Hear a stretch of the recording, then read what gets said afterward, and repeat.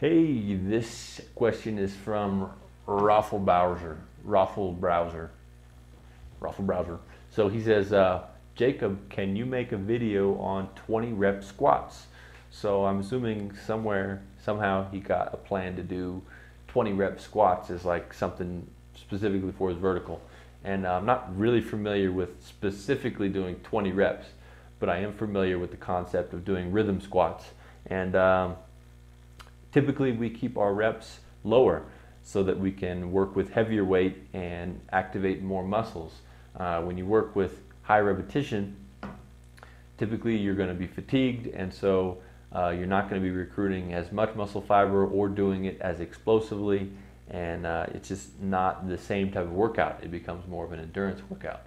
But when people do rhythm squats, they're not necessarily doing it for endurance or for explosiveness. They're doing it to groove a neural pattern. And by groove a neural pattern, that just means that you do something enough times that your body kind of knows the movement and is more efficient with it. And in this case, people would do, say, rhythm squats, 50, 20, whatever, in order to groove a specific pattern.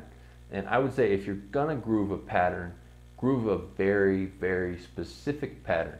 So, I mean, we're talking doing 20 or more squats here. So, I mean, what if you did, rather than doing, and I don't really have people do rhythm squats very often because it's not a ballistic movement and jumping is. So you're grooving something.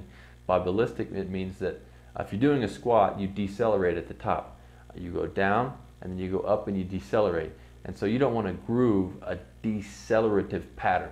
What you would want to groove is a ballistic pattern where you actually drive yourself off the ground. So if you were going to do some type of rhythm movement, why not do something like squat jumps? So you could do, you could do kind of a finisher of some squat jumps at the end and do 20 rhythm squat jumps. So I would recommend you do something that's more specific to the joint angles and to the movement. So you could go down into the same joint angles that your legs are going to be during your vertical leap, and then jump in the air, land, and do it again. And you could do that 20 times. And so then you might be grooving that pattern a little more, and it might actually potentiate a little bit of extra explosiveness for your vertical leap. To tell you the truth, I haven't worked with repetitive or rhythm squats very often. So if you guys have and you've found fantastic results with them, let me know. However, if it's something you're going to delve into, I would say in principle, it would be better to do something that's more jump specific, and that would be a ballistic movement like jump squats or the vertical leap itself. So anyways, hope that answers your question. If you have comments, or you want to say that you have some research about rhythm squats, you think it's fantastic, let me know. Love to read that stuff. So I will talk to you soon. Bye-bye.